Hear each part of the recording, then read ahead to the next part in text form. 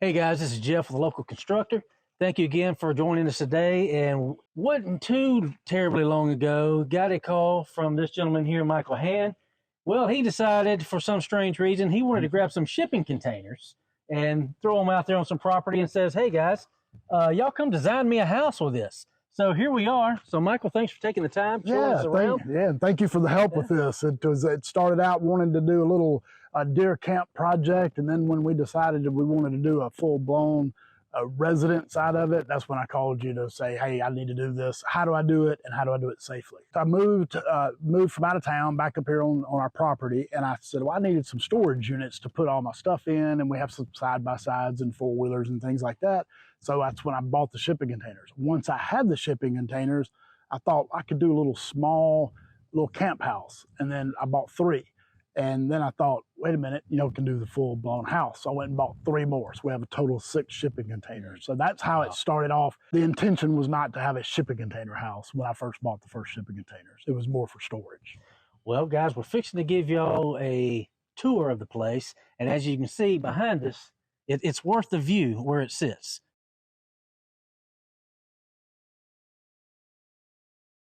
This is where we did some piers 4 foot in the ground, 2 foot wide. And then what I did is on the corners, I did 18-inch piers on the corners. And in the middle of the container, I had 12-inch piers. But underground, they're 2 foot, they're 24-inch piers in the ground, 4 foot deep. And this view is standing on the 2 containers, the back. How many containers are there total? So there's 4 containers in the main house. This view is standing on the 4th container that runs north and south facing east. This is the outdoor kitchen. These are 8-foot containers instead of the high boys. The main house is made out of high boys. These are 8-foot containers. So this is a completely separate structure. The separate structure across the courtyard.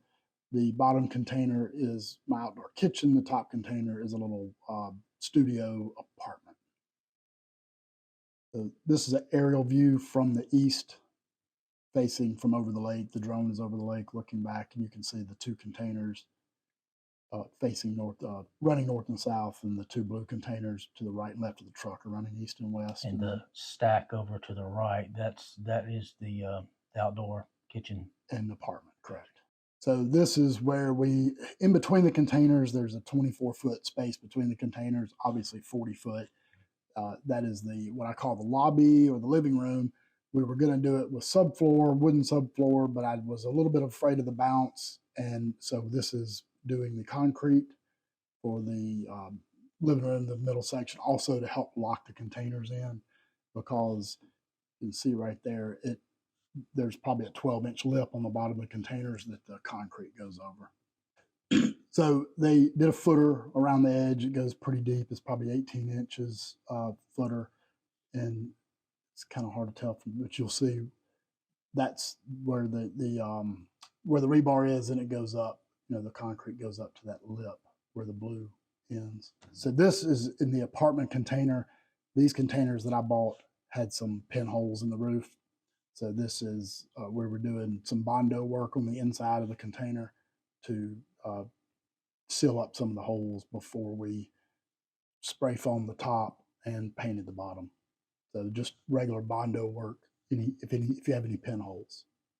So this is the knee wall on the outside of the containers. We did a 2-foot knee wall for the roof, and this was the start of the 2-foot knee wall. They did a seal plate on top of the container to start the knee wall. Again, this is a 24-foot span in between the 2 blue containers, and so we did the knee wall is 2 foot. The wall over the inside of the containers, that's a 6 foot tall. If you call it a knee wall, I guess not, but so that gives it a height of 22 feet, and that's the LVL. That's for the main structure of the doors. So this is a picture of the roof, the rafters in. You have the LVL main beam there. You got that the LVLs at the top of the 6-foot wall, and then the LVL across the front. This was when the decking went on. Just a picture from the east looking to the west of the house across the lake. Just gives you a good idea how we did the LVL and the beams. So it's basically as though you have a conventional floor on top of the container. That's right. and then 6x6 posts supporting the LVL, because that's a 40-foot span over that blue container. Another view from the loft, which you can see the subfloor, just conventional. We will eventually spray foam that to help with sound in the container below.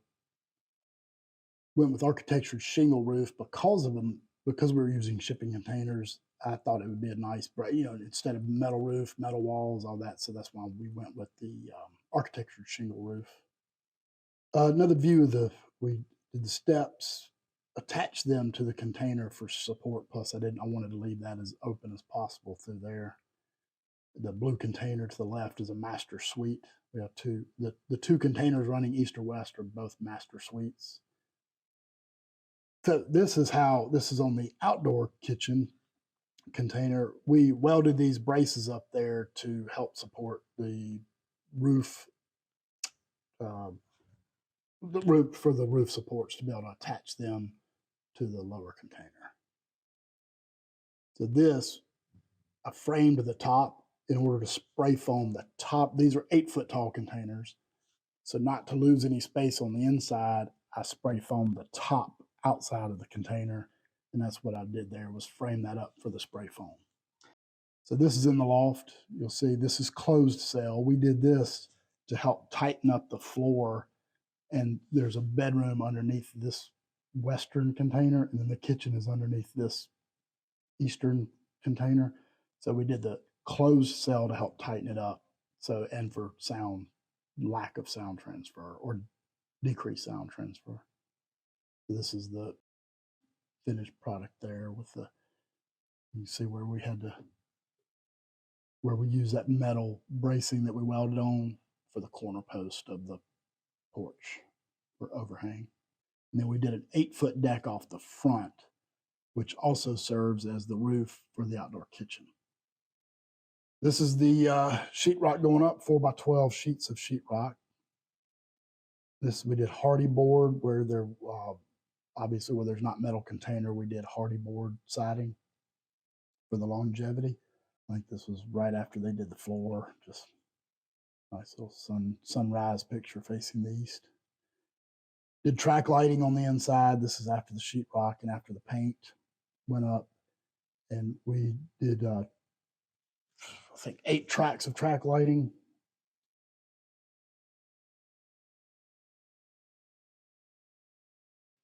So here we are in the living room. And so just to set the picture, you've got containers going down this way, containers going down this way, facing on the back wall, containers coming that way. And this is where we had the big open gap where we had to do the dirt work and pour some concrete. So we're standing on a U-shaped and with a foundation poured in between, tying everything together. That's right. So this room, these were set 24 feet apart, and the containers are 40 foot. So this living room or lobby is 24 by 40. Mm-hmm. And then off to the background, going above, we did the loft area, just built up flooring system above the back containers. Because what is deceiving is, even though it looks like the container starts way back there, there's actually this front side at the front of where this balcony starts is the front of the back container. It's just been cut out to be open up. So when you walk into his kitchen, you are standing inside of a container that runs perpendicular, and then another container behind that. That you can't container see. After container after container. That's right. 4 for the main house, 4 containers. Now, was there anything in particular as far as pouring this slab in the midst of all of this stuff? Was there anything that came up that made that challenging, or was it simply, you just formed it up and poured it? Well, so the main thing was on where the containers were about 18 inches off the ground, we had to form up so the concrete wouldn't run underneath the containers. So I just had to you have to make sure you have good underpinning at the containers. There is no concrete under the container, with the exception of the piers that they sit on. That's right. And then below the concrete, there's I think it's about a 10 or 12 inch lip of the container that is covered by the concrete, which I assume helps lock them in and hold them down. So this is metallic epoxy coating on the floor. There's two layers of 3/4 inch treated plywood underneath this. Then they came in and did a fiberglass coating, and then the epoxy floor on top. So this just poured epoxy. Now, this thing is very shiny. Did you just clean it? Have not cleaned it in about 3 months. This thing hasn't been mopped in 3 months, and it looks wet. It looks like it was just poured yesterday. And when you go into walking across, go to step on it, you think, this is slick. And this really has, I mean, you couldn't run and slide on this if you wanted to. And what we wanted here was not just a solid color, because we wanted to match somewhat the flooring in the living room, but I did not want just some standard, because the house is, everything's different, so I wanted to do a different kind of flooring. I'm sure anybody watching that can see the detail in this is wondering, how in the world did you form up something well enough to make this perfect curve with this design? That's right. Here? So this is actually the 24-foot wall of the shipping container cut out. So when they poured the slab outside, they poured up to it, and after the fact, we cut this wall out. So we are standing in the very first section of the container. Yeah, this is a container, and that's the courtyard. So what is the difference? What is the difference in this nice epoxy-sided floor versus this was the raw concrete of the foundation that was poured? So what they did, they came in here, Surface Techs out of Mississippi, came in here, ground the floor down so you could expose the aggregate. Then they stained it black for the crackle, then reground it back down, and we have not done any floor finish or anything on it yet. But that's what gives it this look. So on the exterior wall, I didn't want to penetrate the metal to have any leak points. So the studs are just connected to the rat seal and the ceiling plate. So down here on the floor, we actually have, there is a 2x4 on the floor. You sit here and you attach this down, and then you just framed a normal wall just inside of the wall. Correct. But you don't want any penetrations through the container itself just due to leak. Right. So basically you have a top plate, a bottom seal. It's a normal framed wall, framed like any other framed wall. It's just inside of another wall. That's right. And then closed cell spray foam, which you can see tightens it up quite a bit. And this is some pretty tight, stiff stuff. And I imagine this right here, this is taking a lot of wiggle. If there's any play in this wall, that's right. It just removed it all. That's right. I see you've got electrical running through here. So everything is basically construction is like a normal house. Yes. And a lot of people, they want to use the batting, but you can't use the batting because the moisture seal on the batting, and then you have the moisture seal of the container can cause moisture and mildew. So you have to go with spray foam. And I did have the privilege, I remember before, at the very beginning of this project coming out, and you had some insulated, some not. That's right. And you walk in, and it was almost like a rainforest. It was just water dripping, and it was in the shade. I mean, it wasn't even a crazy sunny day. Yeah. So yes, this right here is an amazing difference. So because the metal does want to condensate. You're right. It's airproof and waterproof. Now, as far as our ceiling up above us, I mean, what would happen there? So the ceiling above us, it's still inside the house under the conventional rafters, which is open cell insulation in the rafters. So no problem with any condensation inside the house. Correct. Okay, so now we're over here on the side of the wall that has not been insulated yet. So now we can have a little better view of the things we were just talking about. So you've got your normal framed up with normal electrical, nothing special. But we do have a gap. I don't know if the camera can pick it up. My hand is coming through here. This is not even touching the container because we didn't attach to it, correct? Right. We wanted to keep this wall metal. We're not trying to hide the fact that this is built out of shipping containers. So we wanted to keep the exposed metal. So what we'll do is we'll just sheetrock. It'll butt into that. And it's just attached at the floor and the ceiling. We did not want to have any holes in this because this is the wall that goes out into the lobby or living room. So now we're over here, we're looking at a finished wall. So we've already seen the inside of the wall where you just studded it up just like any normal construction. So now we've got the sheetrock going on. Was there any extra application that took place with that? No, just sheetrock, 16-inch centers, and the sheetrockers came in here. It was no different than a normal standard house. I got you, yeah. So you got sheetrock up, and I see we left the ceiling open to reveal the tin. That's right. The metal on this side. Didn't want to lose any height for doing a false ceiling or anything. You see the exposed conduit for the ceiling fan and lights, but wanted to keep the height in the bedroom. All right, Michael. So I'm looking at your vent register right here. So walk me through what's going on. So I cut a hole in the ceiling to drop the vent. What I will do in here, because there is no ceiling, I will have to support that up. I'll build a box around that to support it. So right now it's just a perfectly designed television holding this thing up. That's all that's holding it up at the moment. Correct. Excellent. Well, I mean, it's great to let people see that there are some things you have to figure out as you go. That's right. There's no manual.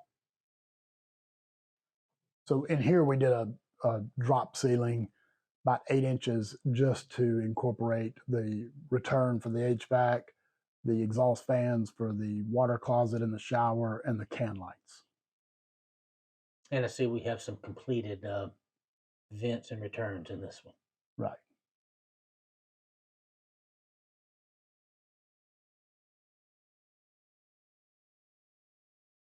All right, so here we are between the two buildings.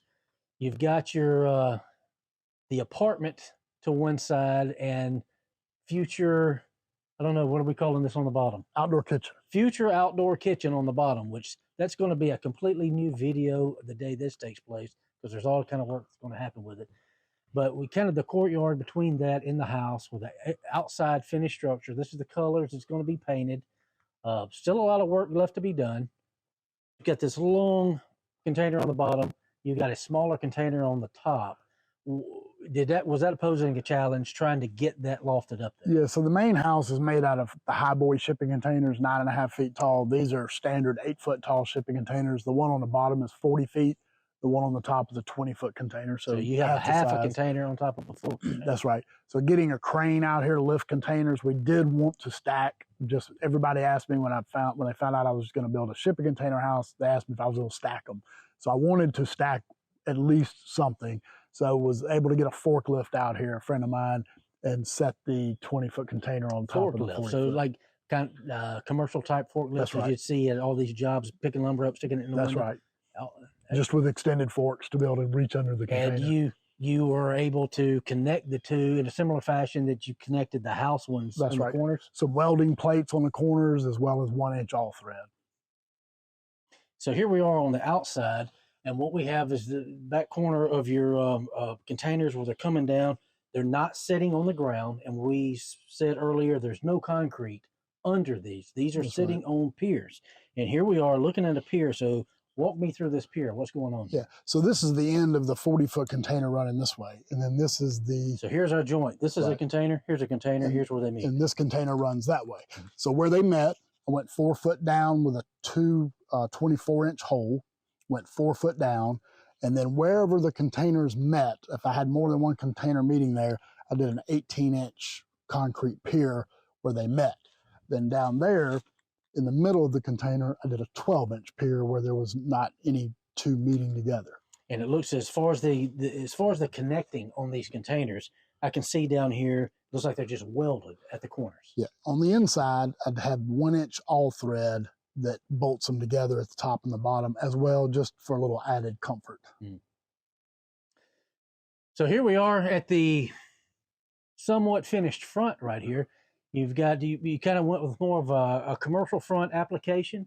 Now, was there a purpose of that? Or? Just to get as much glass as possible and not to have an impeded view of the lake. And we went with commercial doors and windows for the front. And then hardy board, wherever there's not the metal container, we went with hardy board for the longevity. So everything that you see going vertical, that's the container itself. Everything that I see that's horizontal, that is hardy board. And that is non-container spots. That's the new construction zone. That's right. That's right. And then we did 4 foot by 6 foot windows in the end of each master suite. Those are 4 by 6 windows, and just put them in the end, scoot it out like they are, like you see. Well, Michael, I really appreciate you taking the time of walking us around here, kind of talking us through what we had. I really look forward to coming back and seeing the finished product. Be looking forward for that phone call for the cookout. That's right. We'll have a cookout for the housewarming party.